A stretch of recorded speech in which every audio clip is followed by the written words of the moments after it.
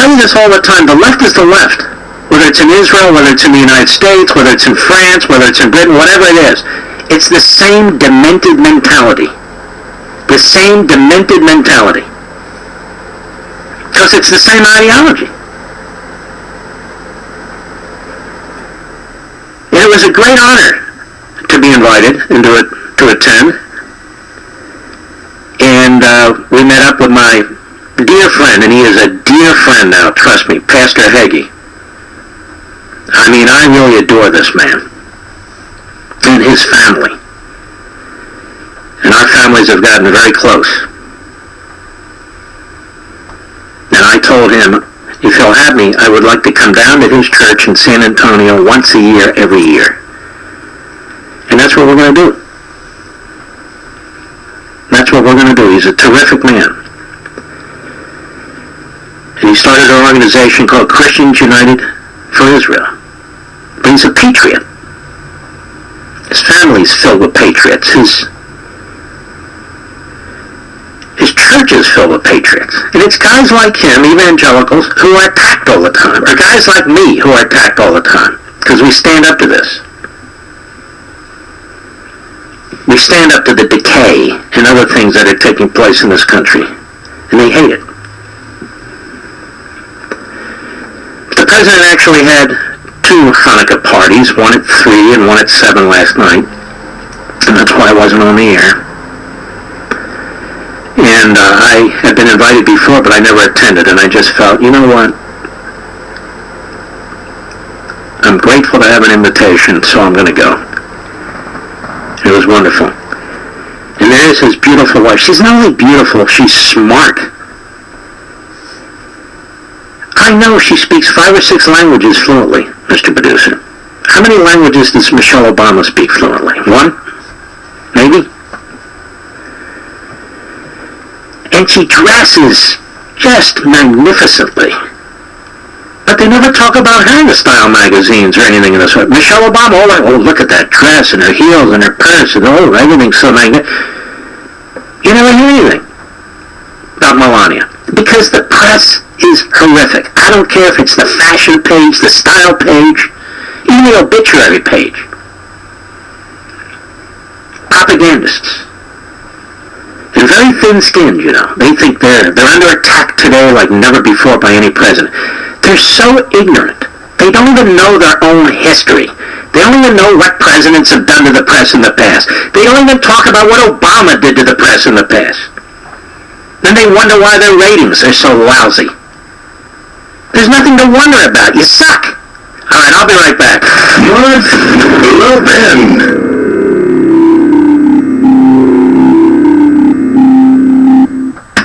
Support the executive order, so I stand corrected, although I said I wasn't 100% sure. But we seek the truth here.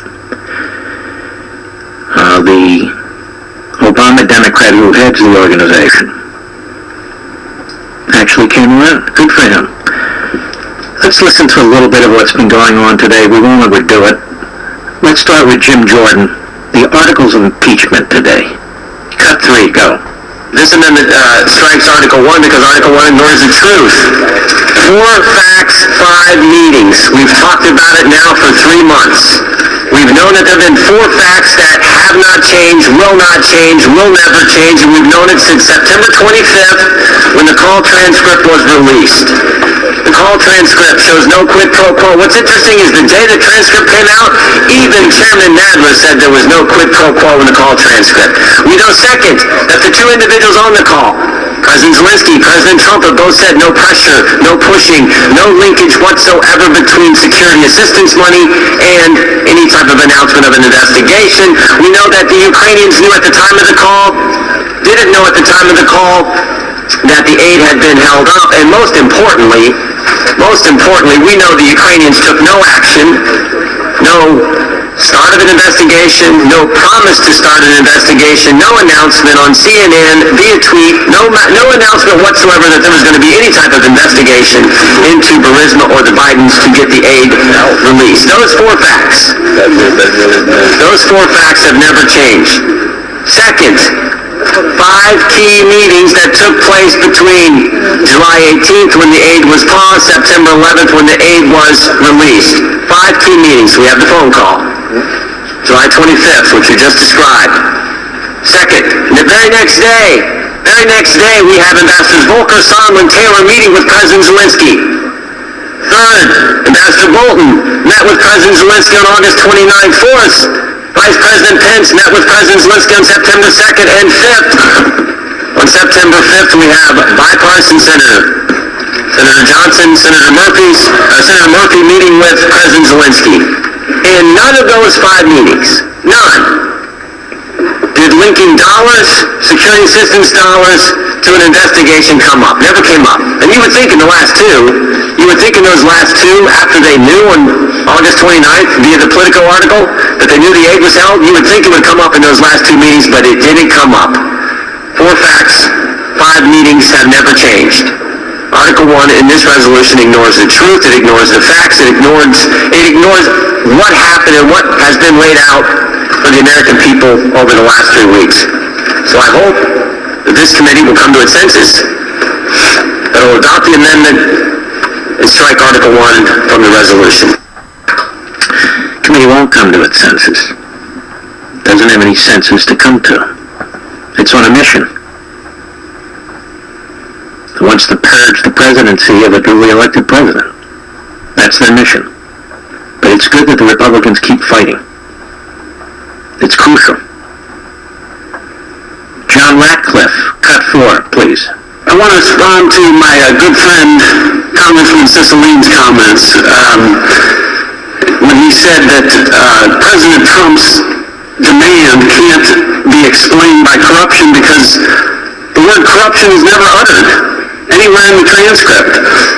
The problem with that is that the Democrats have built this entire fake impeachment scheme around an alleged demand. Guess what word is not anywhere in the transcript? Demand. Nowhere in that transcript does the president make a demand. You know where the word demand came from? It came from the whistleblower. That's the first time we heard the word demand. When he notified the Inspector General for the intelligence community, he said President Trump made a demand. He thought he could do that because he thought no one would ever be able to prove, because what president would take the unprecedented step of releasing a transcript with a foreign leader? This president did. Something that the whistleblower never expected. More Ratcliffe, cut 5, go. President Trump, we keep hearing, got caught. President Trump, we keep hearing, is obstructing justice. The president that took the unprecedented step of releasing a transcript so that everyone could see the truth is not obstructing Congress. The president didn't get caught. The whistleblower got caught. The whistleblower made false statements. The whistleblower got caught with Chairman Schiff. Remember Chairman Schiff, the person that the Democrats, instead of the House Judiciary Committee, which has spent a full week on this, that's not who's been in charge. The person they put in charge was the person that got caught with the whistleblower. Mm-hmm. Have you spoken directly with the whistleblower? No, we have not. We'd like to. That wasn't true. The person that said he had evidence of the first fake impeachment scam, collusion with Russia, had evidence of that collusion and didn't have it. The person who, in the course of that, read into the record the Steele dossier because the people needed to know the truth about what happened. But we heard about the truth about the Steele dossier this week when the Inspector General told us it was all garbage, rubbish, all made up. Yeah, that chairmanship. Mm-hmm. Now, interestingly, Pelosi at her press conference today was asked, why isn't the bribery charge in there? You guys have been talking about bribery for a long time. Cut 8, go. You yourself accused him of bribery. Why did you decide not to make bribery one of the articles of impeachment? I myself am not a lawyer. Sometimes I act like one. Not as often as I act as a doctor. I practice medicine on the side without benefit of diploma. You're very funny. I think you practice plastic surgery on yourself. Go ahead. This is a decision that was recommended by working together with our committee chairs, our attorneys, and the rest. So the articles are what they are. They're very powerful. They're very strong. And they are a continuation of a pattern of misbehavior on the part of the president. People are realizing when they see what that was, they think, the public thinks, that they should be determining who the President of the United States is, not some foreign power. Oh, that's precious. The Ukrainians interfere in our election on behalf of Hillary Clinton, and they pretend they didn't. Hillary Clinton and the DNC laundered through various third parties, working with a foreign ex-spy, who worked with a fraudster to put together a dossier to influence our election. Those are two foreign countries that the Democrats work with effectively. And of course the Obama administration interfered in our election, the worst of the bunch. Go ahead. Is above the law. We think, and so do they, that the president should be held accountable, use of power, obstruction of Congress. That is the form it will take. It's no use having a discussion here.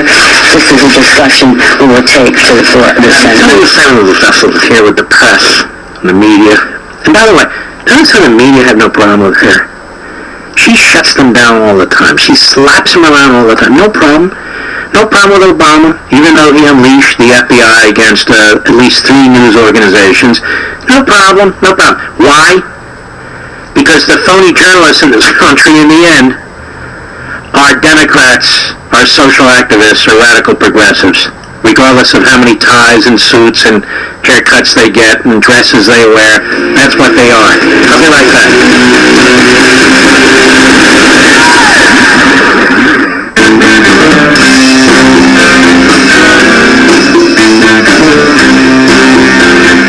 The Mark Levin Show, the cool feed for the conservative media.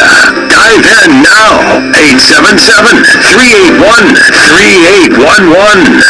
I will be on Hannity tonight, 9:30 p.m. Eastern, 6:30 p.m. Pacific, on the Fox News channel. I hope you'll check us up and check him. It'll be a hell of a show. A hell of a show. And Hannity will be my guest on Life, Liberty, and Levin this Sunday. I hope you'll check that out too. But tonight, 9:30 p.m. Eastern, 6:30 p.m. Pacific, I'll be on Hannity. You know, Deborah's home was stolen. I don't mean thieves stole stuff. I mean scammers literally stole her home. The FBI calls home title theft one of the fastest growing white-collar crimes. This is why you need home title lock. Listen to Deborah. She said criminals found the title to her home online and filed fraudulent documents claiming they owned it. And it gets worse. She said, quote, I was evicted from my own home and $85,000 in equity gone. Nobody believes you can get your home stolen this easily, but you can. Folks, this is why you need to get home title lock. Because no insurance or bank protects your home from title theft. First things first, go to HomeTitleLock.com, HomeTitleLock.com. Register your address to see if you're already a victim and don't know it. Then sign up to help protect the legal title to your home so you don't end up like Deborah. And to get started, I got you 60 risk-free days of protection. Just go to HomeTitleLock.com, HomeTitleLock.com, so you never have to worry about this again. You don't even have to think about it. HomeTitleLock.com. Nancy Pelosi made a revelation today. She made a revelation of something that we all have been talking about for some time here, haven't we? Which is that they were just looking for anything to create a pretext to impeach the President of the United States. It's been going on 2.5, 3 years. She admits it. Cut 9, go. One of the biggest criticisms of the process has been the speed at which the House Democrats are moving. If this is, but seriously though, It's been going on for 22 months, okay? No, 2.5 years, actually. Actually, 2.5 years. She sounds sedated. 2.5 years. She reminds me of these old movies. with a woman sitting there with a cigarette in one of those cigarette holders in one hand and a glass of bourbon poured high in another hand, sitting in sort of a nightgown with her legs crossed in the chair. Darling, yes. One of these black and white films, from the 30s. Darling, yes. Been going on for 22 months, 2.5 years, actually. Oh, okay. She's such a fool. She just admitted it. But she also knows the media won't give a damn. The public is sick and tired of all this. I really believe